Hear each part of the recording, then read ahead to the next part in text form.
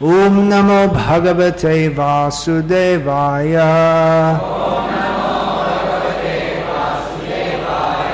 ओम नमो भगवते वासुदेवाय। ओम नमो भगवते वासुदेवाय।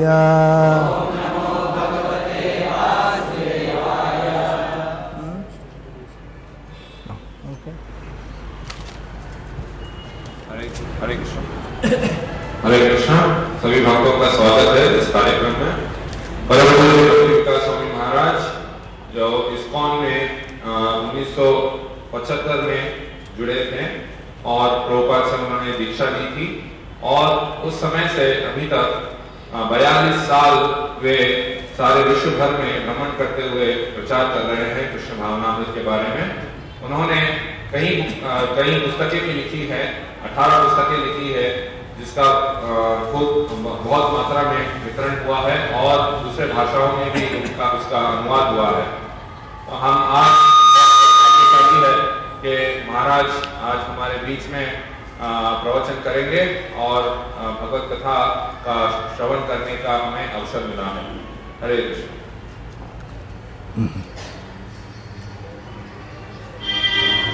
Cell phone. हरे कृष्णा।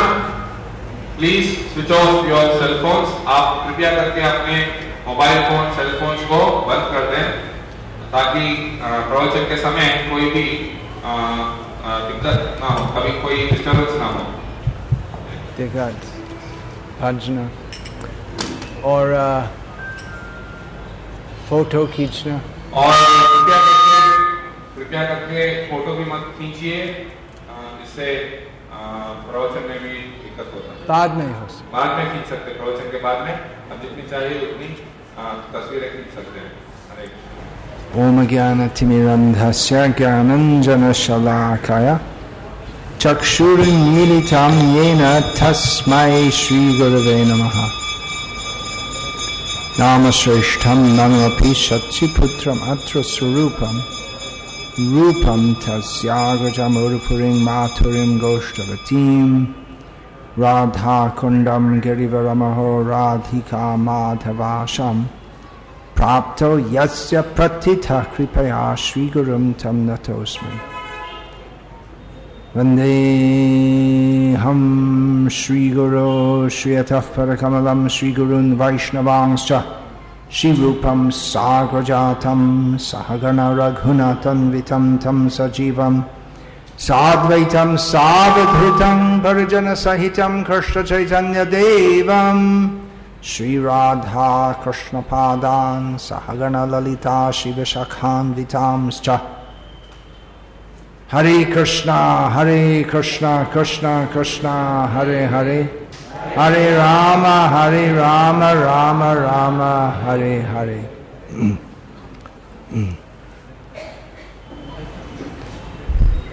इस कृष्ण भावनामृत संघ का आधार है शास्त्र ज्ञान।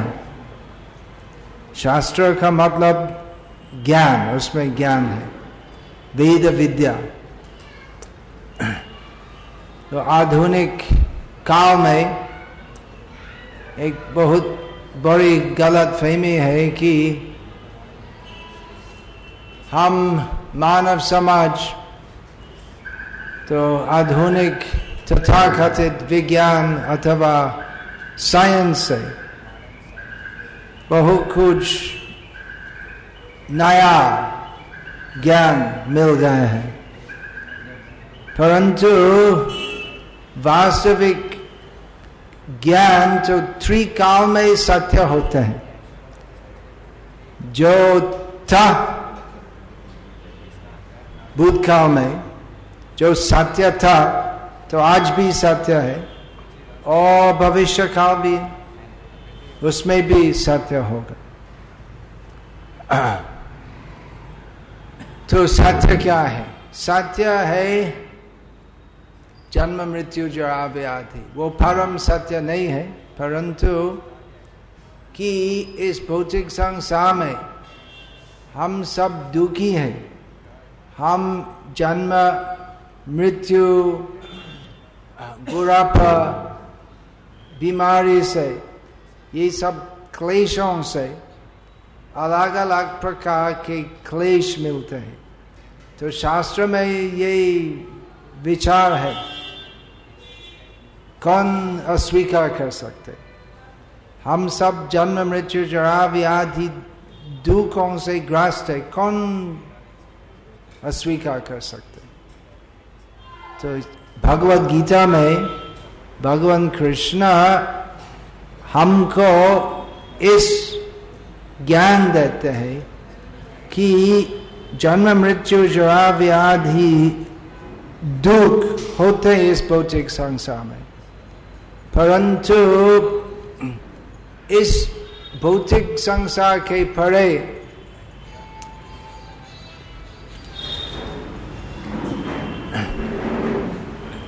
आध्यात्मिक वातावरण, आध्यात्मिक जगत है। प्रस्थस्मातु भावनो व्यक्तो व्यक्तात् सनातनः यस्य सर्वेषु भूतेषु नश्यत्सु न विनश्यति।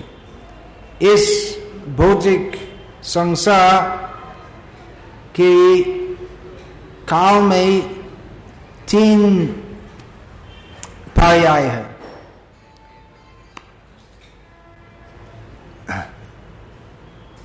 सृष्टि, स्थिति और प्रलय, और सब कुछ जो इस भौतिक संसार में व्यक्त होते हैं उसका भी आरंभ होते हैं, कुछ समय रहते और विनाश होते।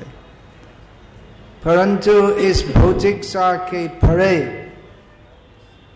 आध्यात्मिक जगत है, वैकुंठ जगत, भगवान का जगत, जिसमें जन्म मृत्यु जरा व्याधि सृष्टि स्थिति प्रलय नहीं होते। वहां पर पूरा परमानंद सदैव होते हैं। तो ये ज्ञान हम शास्त्र से मिलते हैं, और आधुनिक विज्ञान के अनुसार ये सब ज्ञान प्राप्त करना संभव नहीं है, क्योंकि आध्यात्मिक ज्ञान का प्रवेश है यही तत्व समझना कि बहुत कुछ है जो हमारे स्थूल इंद्रियों और मन और बुद्धि और अहंकार के अतीत है। अर्थात हम सब कुछ, हम जो बहुत तुच्छ सामान्य जीव है, हमारी बहुत कम बुद्धि से हम सब कुछ समझ नहीं पाएंगे, तो संभव नहीं है। बहुत कुछ जो हमारी कल्पना से भी अतीत है। तो क्या है इस भौतिक संसार के परे आध्यात्मिक जगत में, उसका वर्णन है शास्त्र में। तो आधुनिक विज्ञान से हम बहुत कुछ जानते हैं, लेकिन वो ज्ञान तो केवल इस भौतिक संसार की सीमा में है। तो वो ज्ञान जो इस भौतिक संसार के परे, वो शास्त्र से हम मिलते हैं। तो आध्यात्मिक भौतिक नहीं, आधुनिक भौतिक ज्ञान से मूर्ख लोगों की आशा बहुत बढ़ गई कि हम इस भौतिक संसार में सुखी रहेंगे। वो आशा है कि आधुनिक प्रगति से हमारी जीवन शैली बहुत खुशहाल होगा। तो देखो कितना सुविधा हम मिल गए हैं प्रगति से, वैज्ञानिक प्रगति से। इलेक्ट्रिक लाइट है, इलेक्ट्रिक फैन भी है, सेल फोन भी है, स्मार्टफोन भी है, इंटरनेट भी है। तो कितने अच्छा है आधुनिक समाज। तो ये सब सुविधाओं के बीच में खाली एक समस्या है कि कोई सुखी नहीं है। और जितने भी तथाकथित प्रकृति होते हैं इतने से दुख होते, ऐसा है नहीं? आप विचार कीजिए कि जितने भी तथाकथित प्रकृति होते हैं इतना सा दुख होते लोगों का, चिंता, तनाव, और हवा में प्रदूषण है, जल में प्रदूषण है, खाना में प्रदूषण है, सबके मन में प्रदूषण है, काम क्रोध लोभ बढ़ते हैं दिन प्रतिदिन, सबके मन में ज्यादा प्रदूषण आता है, कोई सुखी नहीं है। इसका कारण क्या है? क्योंकि आधुनिक समाज के लोग की पूरी आशा आधुनिक विज्ञान में, आध्यात्मिक ज्ञान की शिक्षा नहीं होती। आज तक लोग तो कुछ धार्मिक भावना से मंदिर जाते हैं और उठने का समय जय हनुमान बोलते हैं, कुछ ना कुछ धार्मिक भावना होती है, परंतु धार्मिक शिक्षा का बहुत बड़ा अभाव है। आधुनिक दुनिया में, आधुनिक समाज में सबसे बड़ा अभाव है वास्तविक आध्यात्मिक शिक्षा। क्योंकि ये भूल धारणा है कि शिक्षा का मतलब स्कूल जाना, कॉलेज जाना, एमएससी, पीएचडी ऐसे होना, और ये सब शिक्षा, एजुकेशन का लक्ष्य क्या है? ऐसे एमएससी होना, फिर उसके बाद चाकरी, पैसा कमाना, और कुछ नहीं है। और पैसा कमाना का लक्ष्य क्या है? तो खाना पीना, सोना, रोटी कपड़ा मकान की व्यवस्था करना। तो इतना जटिल जीवन शैली बन गया है, और उसका फल क्या है कि पूर्व काल में लोग सरलता में रहते थे, इतना तनाव नहीं था, और भगवान की कृपा से इतना सा मेहनत नहीं करके भी लोग तो खाना पीना सोना की व्यवस्था आसानी से मिलते थे। और आजकल बहुत परिश्रम करके लोग तो खाना पीना सोना की व्यवस्था मिलते है। तो ये प्रगति नहीं है। प्रगति का नाम में सब नरक की ओर जा रहे हैं।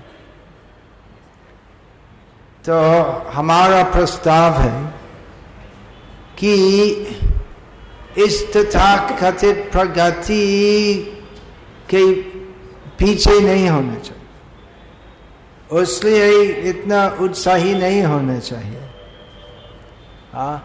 हमें उत्साही होने चाहिए आध्यात्मिक प्रगति के लिए।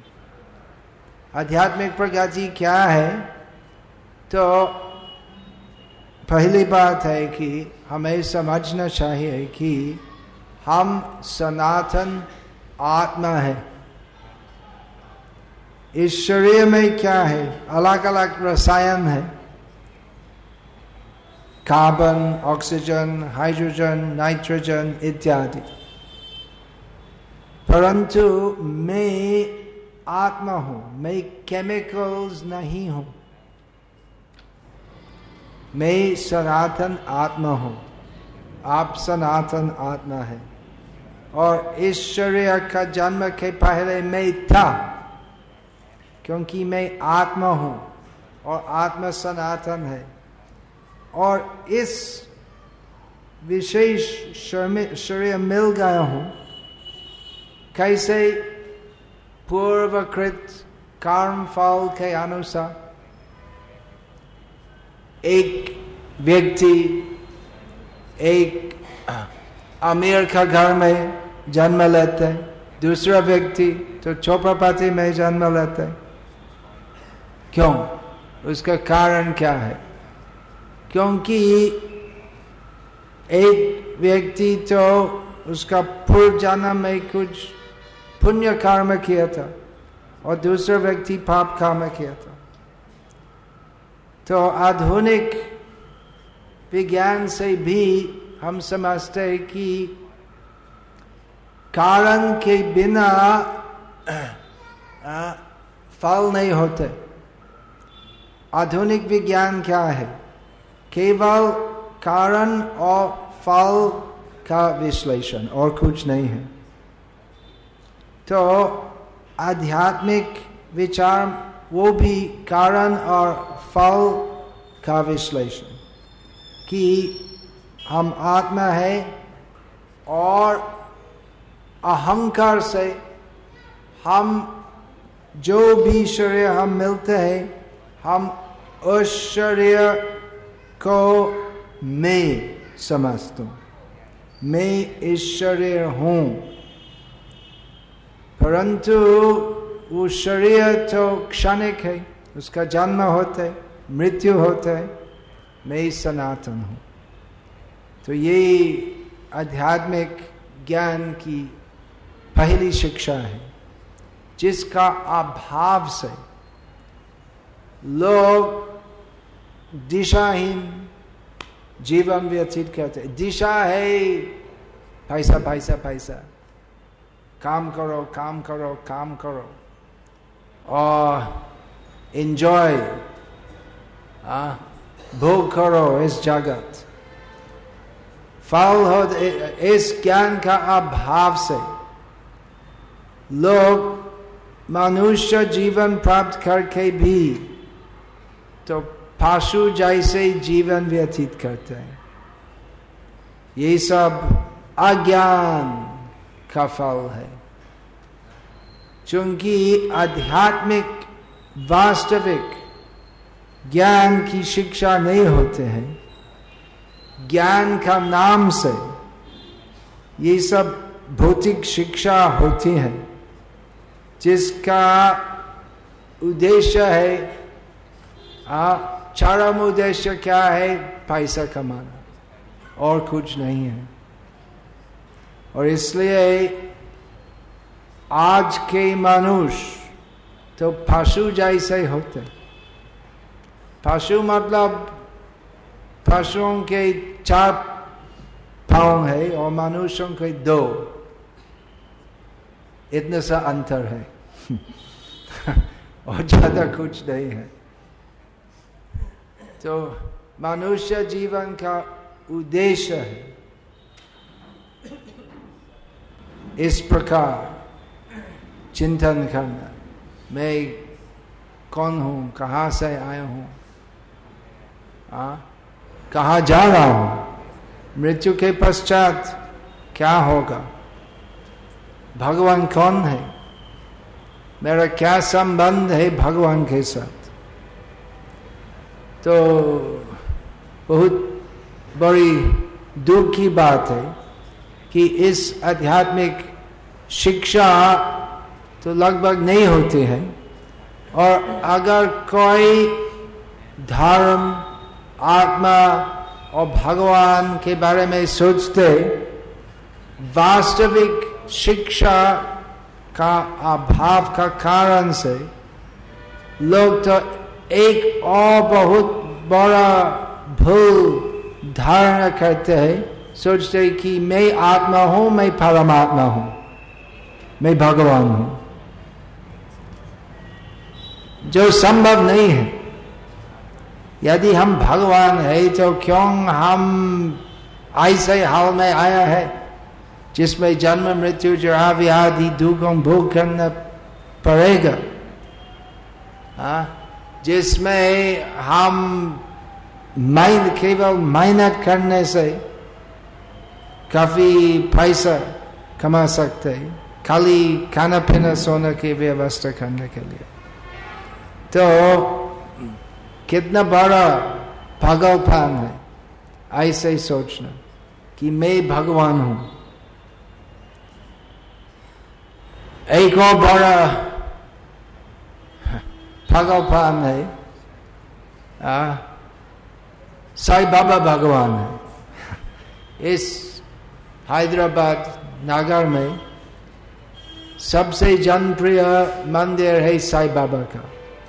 ये साईं बाबा कौन है? एक फकीर था, शायद उसमें कुछ योग सिद्धि थी, मुझे मालूम नहीं खास उसकी जीवनी के बारे में। लेकिन वास्तविक भगवान जिनका वर्णन है सभी शास्त्रों में,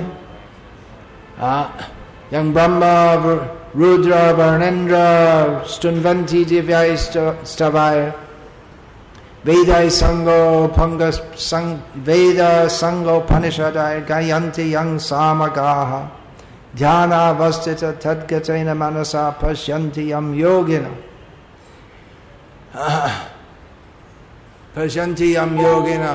तो यज्ञान्त न विदुर सुरासुर देवाय तस्मै नमः।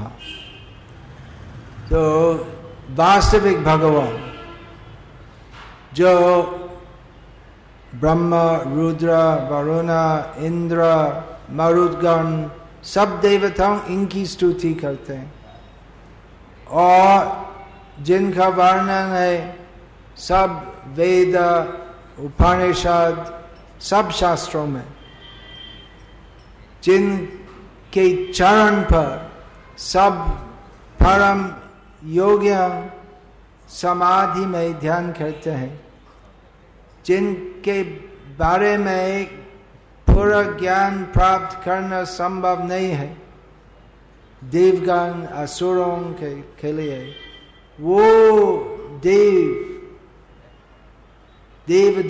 भगवान कृष्ण का वर्णन है सभी शास्त्रों में। और एक आधुनिक काल्पनिक अज्ञान का कारण से लोग तो साईं बाबा की पूजा करते, तो बहुत विचित्र है।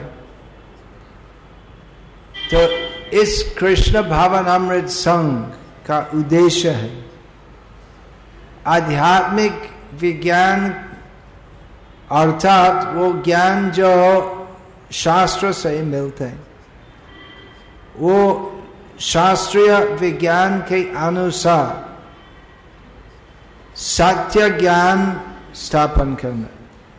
जो सत्य है, सत्य है कि मैं आत्मा हूं, सत्य है कि इस ज्ञान का अभाव से मैं जन्म जन्मांतर अनेक प्रकार के दुख भोग करता हूं।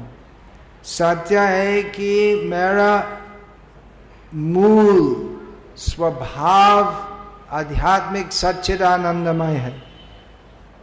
सत्य है कि मैं जीव हूं, भगवान कृष्ण का क्षुद्र अंश हूं। ममाय वंशो जीवलोके जीवभूत सनातन। सत्य है कि वो भगवान कृष्ण की भक्ति से हम पूरी विद्या, पूरा आनंद, परमानंद, आध्यात्मिक आनंद सब कुछ मिलते हैं भगवान श्री कृष्ण की कृपा से।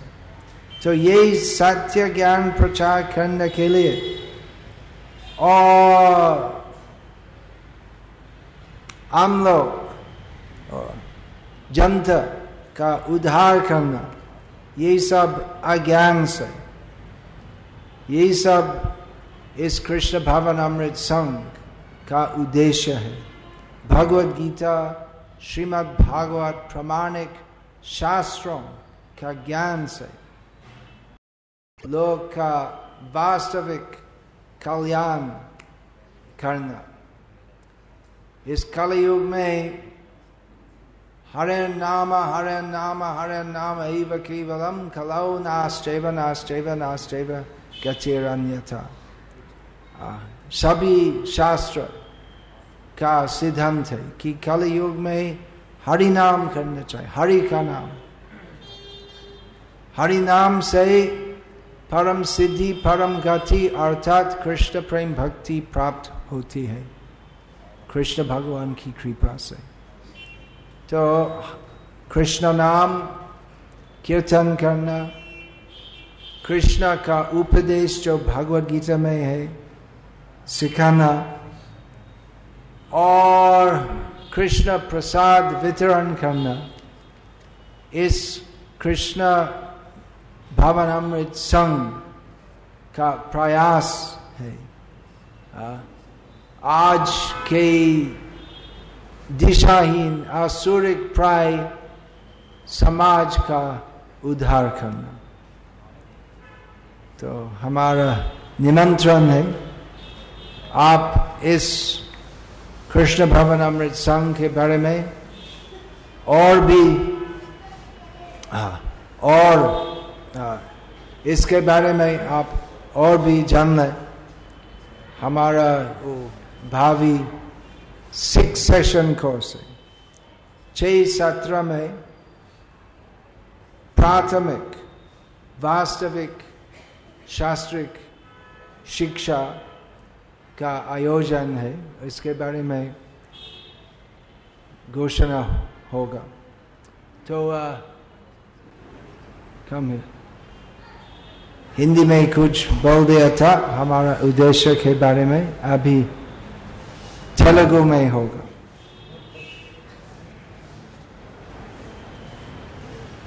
कुछ कहो।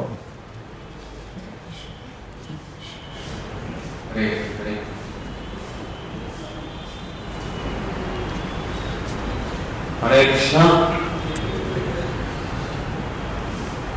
गुरु महाराज, पूज्य श्री भक्ति विकास स्वामी, తెలుగు నామకం కొద్ది సమయం సున్నలు కొద్దిసేపు తెలుగులో మాట్లాడదాం.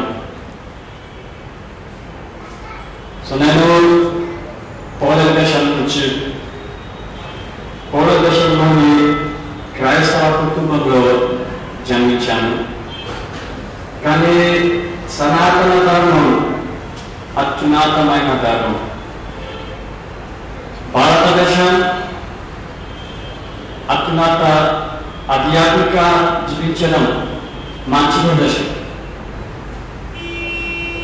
భగవద్గీత అత్యున్నతమైన జ్ఞానం. కానీ దయచేసి ఈ ధర్మాన్ని మీరు పదార్థండి. సో ఈ కృష్ణ చైతన్య ఉద్యమ, ఈ కృష్ణ చైతన్య ఉద్యమ లక్ష్యం మానవులలోని వాస్తవ చైతన్యాన్ని జాగృతపరచడం. ప్రస్తుతం మన చైతన్యం ఉపాధులతో కప్పబడి ఉంది. ఉపాధి అనగా భ్రాంతి లేక మన ఏదైతే కాదు, అది దాన్ని మాయా అంటారు. ఉదాహరణకి ఒకరు నేను ఆంగ్లేయుని అనుకుంటాడు, మరొకరు నేను అమెరికాను అనుకుంటాడు, ఇంకా ఒకరు నేను భారతీయుని అనుకుంటాడు, ఇంకా ఒకరు నేను తెల్లబడిని లేదా నల్లబడిని అనుకుంటాడు. కానీ నిజానికి మనకు ఈ ఉపాధులది వర్తించదు. మమైవంశో జీవలోకే జీవభూత సనాతనః. మనఃషష్ఠానింద్రియాణి ప్రతిష్టానిక సతి. మనమందరం భగవంతుని అంశాలను, అది మన వాస్తవ స్వరూపం. ప్రతి ఒక్కరూ ఆ చైతన్యాన్ని సాధించగలిగితే లోకంలోని సమస్యలన్నీ పరిష్కారం అవుతాయి. అప్పుడు మనమందరం ఒక్కటేనండి. ఆత్మ లక్షణం కలిగి ఉన్నట్టుగా గుర్తిస్తాం. ఒక విధమైన ఆత్మ లక్షణం ప్రతి వ్యక్తిలో కలదు. వారు ధరించిన దుస్తులు వేరు వేరు కావచ్చు. ఈ అంశం భగవద్గీతలో చక్కగా వివరించబడింది. మానవ జన్మ ప్రత్యేకంగా భగవంతుని గురించి ఉంది. మానవులలోను జంతువులలోను చేతనం అభివృద్ధి చెందినప్పటికీ మానవ జన్మయందు కృష్ణ ప్రేమ పొందడమే ముఖ్యమైన పరిపూర్ణత. దురదృష్టవశాత్తు ప్రజలు ప్రస్తుతం జంతువులలో ఇంద్రియ భోగం చేస్తున్నారు. ఆహారం, నిద్ర, ఉపాయం, మైథునాలు కోసం ప్రకృతున్నారు. 84 జీవరాశుల్లో మానవ జన్మ ఉత్తమమైనది. జన్మాంతర సుకృత ఫలితంగా మనకు ఈ మానవ జన్మ లభించినది. జంతు, పశు, పక్షాలలో కూడా ఆహారాన్ని, భయం, మైథునాలు అనే ప్రక్రియలు జరుగుతున్నాయి. కానీ ఒక ప్రత్యేకమైన ఆలోచన శక్తి వివేకము భగవంతుని నామాన్ని జపించగల శక్తి ఒక మానవులమైన మనకు భగవంతుడు ప్రసాదించాడు. కరుణా వివేకంతో ఈ జీవితాన్ని పవిత్రంగా సగిస్తూ భగవాన్ నామాన్ని జపిస్తూ అంతేమున కృష్ణ సన్నిధిని పొందవలే తపన ఒక ప్రతి ఒక్కరిలో కలగాలి. మేము కృష్ణ చైతన్యానికి ఎందుకు వచ్చామా అంటే జన్మ, మృత్యు, జరా, వ్యాధి, దుఃఖ దోషను దర్శనం. జన్మ, మృత్యువు, సైతానం, వ్యాధి ఉన్నటువంటి ఈ దుఃఖపూరితమైన దుఃఖాల నుంచి విముక్తిని పొందడం కోసం కృష్ణ చైతన్యంలోనికి రావడం జరిగింది. శ్రీమద్ భగవద్గీత, శ్రీమద్ భాగవతం ఏమి చెప్తుంది అంటే నిజమైన తెలివి గలవారు ఎవరు? ఎవరైతే జన్మ, మృత్యువు, సైతానం, వ్యాధి అనేది నిజమైనటువంటి దుఃఖాలు అని తెలుసుకుంటారో వారే నిజమైన తెలివి గలవారు. దుఃఖాల నుంచి ఎవరు తప్పించుకోలేరు. శ్రీమద్ భగవద్గీతంలో కృష్ణుడు చెప్తున్నాడు, ఆ బ్రహ్మలోక పునరావర్తిన అర్జున అంటే బ్రహ్మలోకం నుండి పాతాళలోకం వరకు ఎక్కడికి వెళ్ళిన కానీ పునర్జన్మ ఉంది అంటున్నాడు. తర్వాత కృష్ణుడు ఏమి చెప్తున్నాడు, మాము ప్రత్యేకంతో పునర్జన్మ విద్యత, నా లోకానికి వచ్చినట్లయితే పునర్జన్మ ఉండదు. మరి జీవుని యొక్క స్వరూపం నిత్యం కృష్ణుని సేవించడం, నిత్యం కృష్ణుని దర్శనం చేయడం, అది మన యొక్క ధర్మం. భక్తి ఆత్మ యొక్క పూర్ణ సంతృప్తి కొరకై అతి భక్తియుక్త సేవను మరియు అవరోధరహితమైన ఉండవలను.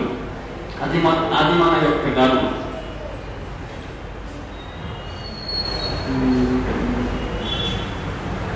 ఈ మనుష్య జన్మ పరమోత్కృష్టమైనది ఎందుకు పొందుతాము అంటే ఈ సంసారం నుంచి శాశ్వతమైన పరిష్కారం పొందడం కోసం.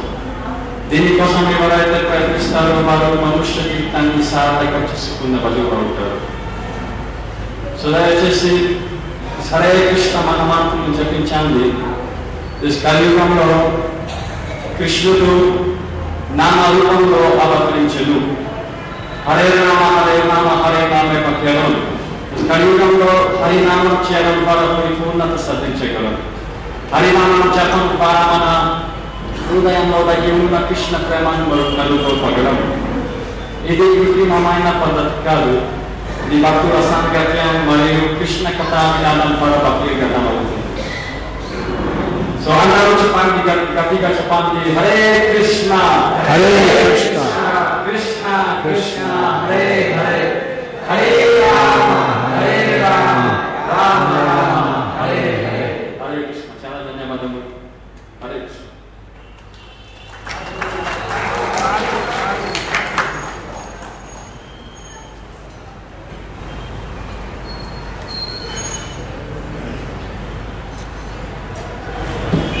కృష్ణ. సో పరమ పూజ్య భక్తి వికాస్ మహారాజ్ గారు చాలా పుస్తకాలు రాశారు. సో అవన్నీ మీరు తీసుకొని వెళ్ళవలసిందిగా కోరుచున్నాం. So Ramayanam, Valmiki Ramayanam. Prabhupada's books first.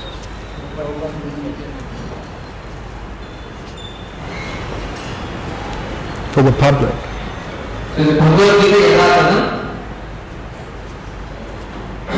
ఇది చాలా రకాల భగవద్గీతలు ఉంటాయి మీ దగ్గర. ఈ యొక్క భగవద్గీత ప్రామాణికమైనటువంటి పరంపర ద్వారా భక్తి వేదాంత స్వామి ప్రభుపాద అంతర్జాతీయ కృష్ణ చైతన్య సంఘ సంస్థాపకాచార్యులు ఇది ప్రపంచం మొత్తంలో ఎన్నో భాషల్లో ఎన్నో దేశాల్లో ఈ భగవద్గీత చదివి మనందరూ కూడా భక్తులుగా మారారు. సో మీ అందరూ భగవద్గీత తీసుకొని వెళ్ళవలసిందిగా కోరుచున్నాం. భగవద్గీత ప్రతి శ్లోకము, పదపానికి అర్థము, తాత్పర్యము, భాష్యం చాలా అద్భుతంగా ఉంటుంది. సో ప్రతి ఒక్కరు కూడా భగవద్గీత చదవాల్సింది. ఈ భగవద్గీత యథాతథంగా ఉంటుంది. తర్వాత దేవాది దేవుడు శ్రీకృష్ణ భగవానుడు. సో ఇది భగవద్గీత పూర్తి భగవంతుని యొక్క లీలలు మొత్తం దీనిలో ఉంటాయి. కృష్ణుడి యొక్క దశమ స్కంధం నుంచి పూర్తిగా కృష్ణుడు చేసినటువంటి యొక్క లీలలు, తర్వాత ఆయన యొక్క చరిత్ర మొత్తం పూర్తిగా ఈ యొక్క కృష్ణుడి యొక్క లీలలో ఉంటుంది. సో ఇంకోటి శ్రీమద్ భాగవతం, ఇది ఒక వ్యాసుడు రాసినటువంటి భాగవతం. దానిలో శ్రీమద్ భాగవతం భక్తి వేదాంత స్వామి ప్రభుపాద వారు సో ఆచార్య ప్రామాణికమైనటువంటి భాష్యాన్ని దీనిలో రాశారు. ఈ పూర్తిగా 18 పుస్తకాలు ఉంటాయి. సో 18 పుస్తకాలు పూర్తిగా 18,000 శ్లోకాలతో ప్రతి శ్లోకానికి పదపానికి అర్థం, తాత్పర్యం, భాష్యం ఇవ్వబడుతుంది. సో మీరు శ్రీమద్ భాగవతం చదివితే చాలా ఆనందంగా ఉంటుంది. సో మీరు ప్రతి ఒక్కరు కూడా ఇక భాగవతాన్ని తీసుకొని వెళ్ళవలసిన వచ్చినారు.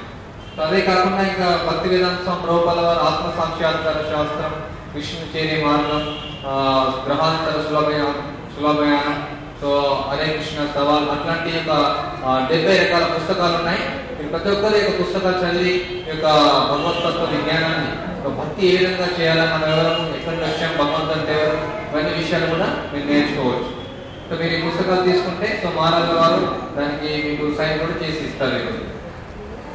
సో అదే కాకుండా సో ప్రోటోకాల్ ఇచ్చినటువంటి ఆదేశం ప్రకారం సో మహారాజు వారు పుస్తకాలు రాశారు. సో ఆయన కూడా చాలా పుస్తకాలు ఉన్నాయి. తెలుగులో కూడా అనువదించబడ్డాయి, హిందీలో అనువదించబడ్డాయి, చాలా రకాలైన భాషల్లో. సో వాల్మీకి రామాయణం, ఈ వాల్మీకి రామాయణం చాలా అద్భుతంగా అనువదించబడింది తెలుగులో.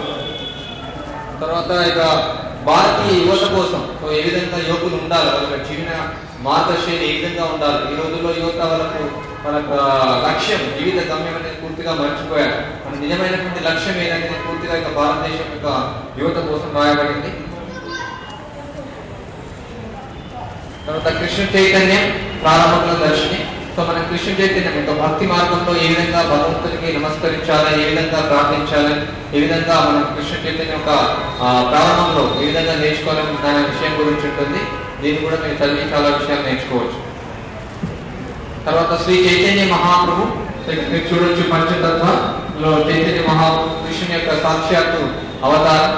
కలియుగంలో 500 సంవత్సరాల క్రితం హరినామ సంకీర్తన ఉద్యమాన్ని ప్రచారం చేయడం కోసం ఆయన అవతరించారు. సో ఆయన చరిత్ర శ్రీకృష్ణ చైతన్య మహాప్రభు యొక్క లీలలు మొత్తం యొక్క పుస్తకంలో తెలుగులో అనువదించబడ్డాయి. ఇది చదివితే చాలా ఆనందకరంగా ఉంటుంది. ప్రతి ఒక్కరు తీసుకెళ్లవలసిన కోరుచున్నాం.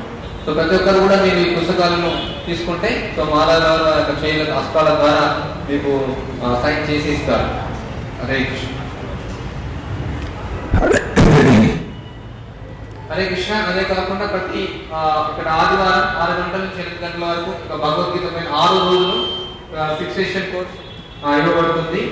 సో 6 రోజులు మీకు అన్ని విషయాలు మీరు నేర్చుకోవచ్చు. భగవద్గీత యొక్క మొత్తం పూర్తి సారాంశం, మనం ఎవరు, ఎక్కడి నుంచి వచ్చాం, భగవంతుడు ఎవరు, అసలు భగవంతుడి యొక్క గొప్పతనం ఏమి, యొక్క సృష్టి యొక్క ఉద్దేశం ఏమి, తర్వాత ఇక శాస్త్రీయం, ఆధునిక శాస్త్రీయానికి అసలు ఏ విధంగా మనం వాళ్ళు మోసం చేస్తున్నారు, అసలు శాస్త్ర జ్ఞానం ఉందా, భగవంతుడు ఉన్నాడంటే నమ్మకం ఏమి, సో ఇక ఏ విధంగా కలియుగంలో ఒక యుగ ధర్మం ఏ విధంగా ధ్యానం ఏ విధంగా చేయాలి, ఇట్లాంటి విషయాలు పూర్తిగా మొత్తం మీరు నేర్చుకోవచ్చు ఇక భక్తి గురించి. సో అది మీరు రిజిస్టర్ చేసుకుని మీ పేరుని ఇస్తే కానీ మీరు ప్రతి ఆదివారం 6 గంటల నుంచి 8 గంటలకు ఇదే మందిరంలో ఇక ఇదే స్థలంలో మీకు చెప్పబడుతూ ఉంటుంది. మీ యొక్క పేరుని ఇస్తే మీరు బుక్ టేబుల్ తెలిసి మీ పేరుని ఇచ్చేయండి. అప్పుడు మీరు దాన్ని మీరు హాజరు కావచ్చు. హరే కృష్ణ.